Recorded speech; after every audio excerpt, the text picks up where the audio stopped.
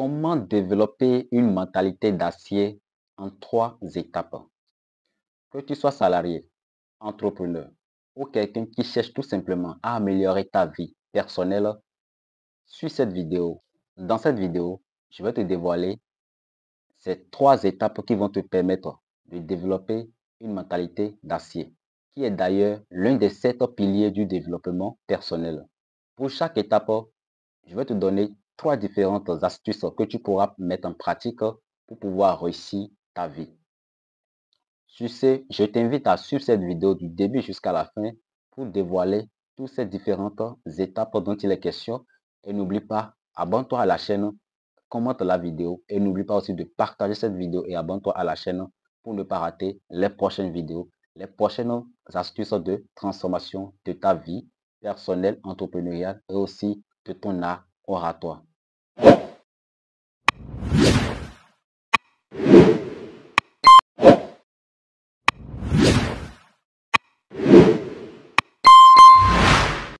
Salut la team ADGH. Alors aujourd'hui, je suis là pour vous parler des 3 étapes qui vont vous permettre d'améliorer votre mentalité ou tout simplement d'avoir une mentalité d'acier. Avant de commencer à vous parler de ces 3 différentes étapes dont il est question ici, j'aimerais que vous sachiez que vous soyez entrepreneur, salarié ou quelqu'un qui cherche tout simplement à vous développer personnellement, vous devez savoir que notre mental, c'est ce qui définit nos actions quotidiennes. Je suppose, vous vous réveillez le matin et la première des choses que vous écoutez ou bien que vous regardez sur votre télé ou bien sur votre smartphone, c'est d'aller voir un film ou bien une vidéo pornographique.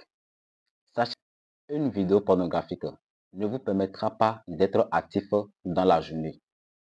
Parce que tout au long de la journée, vous serez en train de penser à ça. Et quand on parle des vidéos pornographiques, nous savons tous ce que cela signifie dans notre vie. Parce que si vous êtes un salarié, vous êtes au boulot, et au lieu d'être concentré sur les tâches que vous deviez effectuer, vous serez en train de penser à comment faire pour pouvoir draguer une fille dans la journée. Vous serez tous là en train de penser à comment faire pour pouvoir faire l'amour à une fille. Vous serez en train de penser à ci, à ça, des choses inutiles. Non seulement ça, si vous vous réveillez le matin et que vous allumez votre télévision et que vous suivez un journal et que dans ce journal-là, il y a eu un débat sur des sujets qui ne permettent pas de réveiller votre cerveau. Parce que le matin, tôt le matin, c'est-à-dire la période de 4 heures ou de 5 heures à 6 heures, c'est la période où nous, les humains, nous sommes plus productifs. C'est-à-dire, si tu as une entreprise et que tu ne te réveilles pas tôt le matin pour pouvoir structurer ta journée, ce que tu dois faire dans la journée, tu dois faire ci, à telle heure, de telle à telle heure, tu fais ça, de telle heure à telle heure, tu dois faire ça, de telle à telle heure, tu as tel rendez-vous, tu es ci, tu es ça.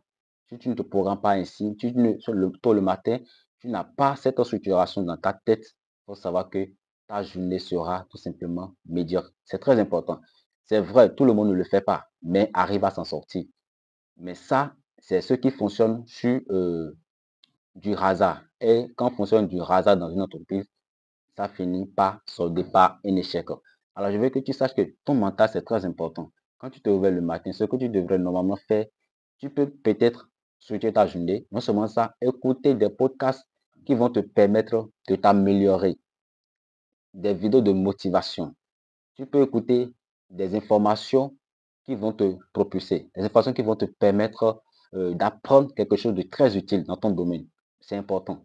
Tu peux également prendre un livre et faire la lecture. La lecture aussi, ça permet de développer notre cerveau. Ça permet aussi de capter des informations parce que les meilleures informations, la vraie richesse aujourd'hui, se cache dans les livres.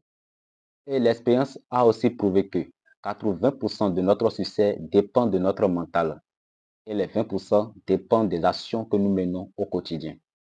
Donc, je t'invite à suivre cette vidéo du début jusqu'à la fin pour découvrir ces 3 différentes étapes et les astuces qui les accompagnent pour pouvoir améliorer ton mental, pour développer une mentalité d'acier. Sur ce, c'est parti.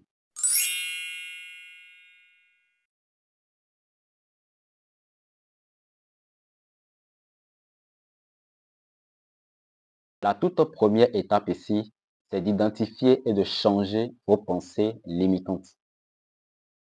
Ici, je partage 3 astuces très rapidement pour vous aider à réussir cette étape. Première astuce, identifier les pensées limitantes et négatives. Le fait de dire je suis pas bon, je suis pas capable, je suis trop jeune, ou bien ce business, ou bien cette idée de business, bien cette activité est réservée uniquement aux élites, ou bien elle est réservée uniquement aux riches. Ce sont des pensées négatives, ce sont des pensées limitantes. Deuxième astuce, c'est de changer ces pensées limitantes et négatives par des pensées positives. Par exemple, vous pouvez dire, je peux apprendre et grandir. Je suis capable. Je suis meilleur. En tant que jeune, c'est la période idéale pour lancer cette activité. En tant que jeune, c'est le meilleur moment pour pouvoir me lancer dans telle activité, dans ce business, etc. L'expérience a prouvé que ce que nous disons ou ce que nous disons sur notre propre vie influence nos actions, influence nos habitudes. Numéro 3, pratiquer des affirmations positives. C'est-à-dire, chaque matin, chaque jour, vous devez répéter des phrases positives, telles que je l'ai dit tout récemment.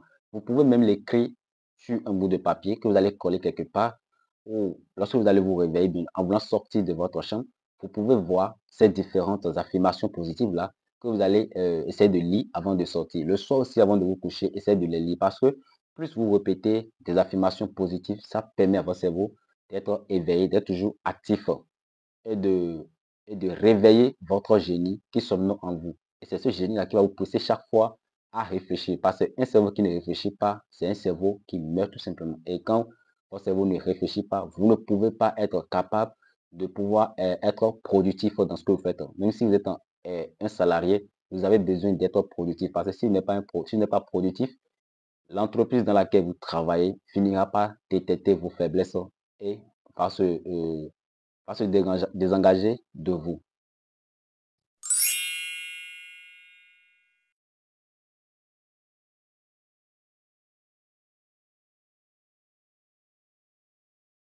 Deuxième étape, développer la résilience et la persévérance. Ici aussi, je vais partager 3 astuces pour vous aider aussi à réussir cette étape. Première astuce, apprenez à gérer les échecs et les revers. Tout d'abord, avant d'expliquer cette partie, alors ici, je m'explique. Lorsque vous avez une situation, lorsque vous avez un problème, vous devez tout simplement analyser cette situation et identifier ce qui ne va pas. Lorsque vous trouvez ce qui ne va pas, vous allez maintenant proposer une approche de solution pour pouvoir y remédier. C'est comme ça marche. La deuxième astuce ici, c'est de pratiquer la persévérance. Supposons, vous voulez avoir un emploi et que vous avez déposé vos dossiers dans 5 entreprises. Ces 5 entreprises ne vous ont pas contacté. Alors, vous allez me dire que vous allez abandonner parce que ces 5 entreprises vous ont ignoré ou bien vous n'avez pas le retour de ces entreprises. Non. Si vous avez réellement besoin de ce job, alors continuez à chercher. Ou carrément, si vous aimeriez vous lancer dans l'entrepreneuriat et que vous êtes déjà lancé et que vous rencontrez des soucis, ce n'est pas le moment d'abandonner. Plus vous avez de problèmes, plus vous devez continuer à chercher à vous améliorer. Si c'est le plan que vous avez mis en place, bien votre business plan qui n'est pas bon, alors vous pouvez changer tout simplement le plan. Mais ne changez pas votre idée de business parce que ce n'est pas bien. Quand vous vous lancez dans une activité et que vous avez votre idée déjà bien en place, ne changez pas l'idée parce que vous avez déjà échoué une fois. Non, il faut reprendre l'idée, reprendre les plans, les stratégies que vous avez mis en place, les méthodes que vous avez mis en place, les, tout ce que vous avez mis en place comme programme d'action pour pouvoir exécuter cette idée-là. Il faut revoir tout simplement ce plan-là et travailler dessus parce que peut-être c'est une partie de votre plan d'action qui ne marche pas. Ou bien c'est une partie que vous avez mal rédigée, vous n'avez pas fait l'étude du marché, l'étude du terrain, etc. et que vous avez déjà lancé tout simplement. Et puis, vous avez échoué. Donc, revoyez tous ces différents paramètres-là et relancez tout simplement votre activité avec la même idée et continuez, persévérer. Il faut au moins durer, voire faire 5 à 10 ans dans une idée. Si c'est une bonne idée que vous avez choisie au départ, bien sûr, il faut au moins faire 5 à 10 ans dans cette idée avant de voir que oui, cette idée, j'ai essayé, ça n'a pas donné, ou bien j'ai essayé, voilà, et Tout le temps, c'est échec, échec en échec. Donc là, vous pouvez maintenant changer votre idée. C'est ça qui fait la différence entre les vrais entrepreneurs et ceux qui se lancent dans l'entrepreneuriat par passion ou bien parce que l'autre le fait, eux-mêmes ils ont envie de le faire. Et la vraie persévérance, c'est de continuer à travailler sur vos différents objectifs. Tant que l'objectif n'est pas atteint, ne vous arrêtez pas. Et même si l'objectif est atteint, il faut aussi faire attention parce qu'il y a un piège qui se tend à ce niveau. Quand votre objectif est atteint, il faut travailler, il faut continuer à travailler pour maintenir le cap. Parce que c'est pas parce que votre entreprise a réussi et que peut-être vous gagnez, je suppose, 2 millions par mois dans votre entreprise comme chiffre d'affaires direct, que vous allez maintenant dire que voilà, vous y êtes dormi, laissez l'entreprise. Non, vous allez encore échouer très rapidement. C'est maintenant que vous avez encore d'autres défis beaucoup plus grands que ce que vous aviez avant. Donc, continuez à travailler pour maintenir les caps, pour ne pas chuter. Cherchez toujours à progresser, à prospérer. Troisième astuce pour réussir, c'est de développer une attitude de croissance. Vous devez considérer les défis comme des opportunités d'apprentissage et de croissance. Et non considérer ces défis-là comme des problèmes, comme des blocages, comme des situations pour pouvoir vous limiter vous-même. Voilà, limiter votre pensée et vous faire bloquer par des pensées limitantes.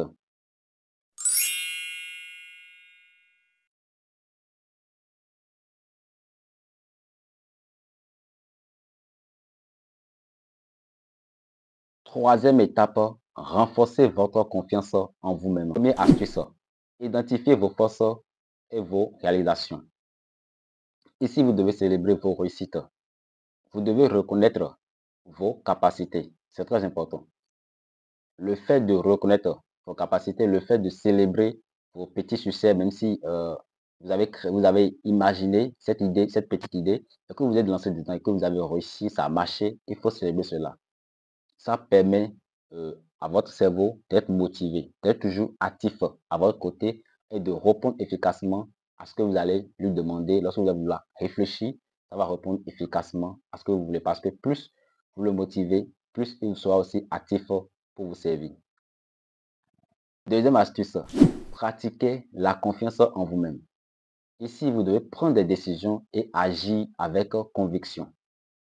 Pourquoi agir avec conviction? Parce que parce qu'aujourd'hui, il y a trop de distractions autour de nous qui ne nous permettent pas d'être beaucoup plus concentrés. Peut-être votre entourage peut vous embrouiller ou bien vous avez parlé de votre idée à quelqu'un qui n'est pas du domaine forcément et qui va vous décourager dès le début.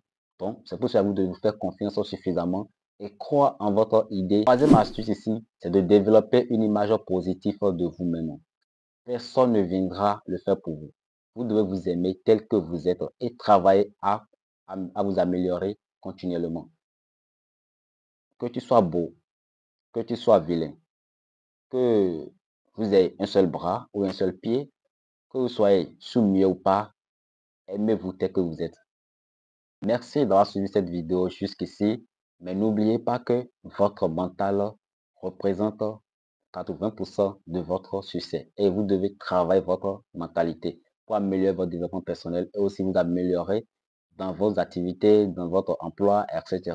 Ça vous aide énormément dans la vie. N'hésitez pas à vous abonner à cette chaîne. Laissez-moi vos avis en commentaire, ce que vous avez appris de cette vidéo ou ce que vous avez compris. Et si vous avez aussi des astuces, des stratégies à partager, n'hésitez pas à le mettre en commentaire. Si vous avez des questions également, posez-les en commentaire. Je ferai de mon mieux pour vous répondre.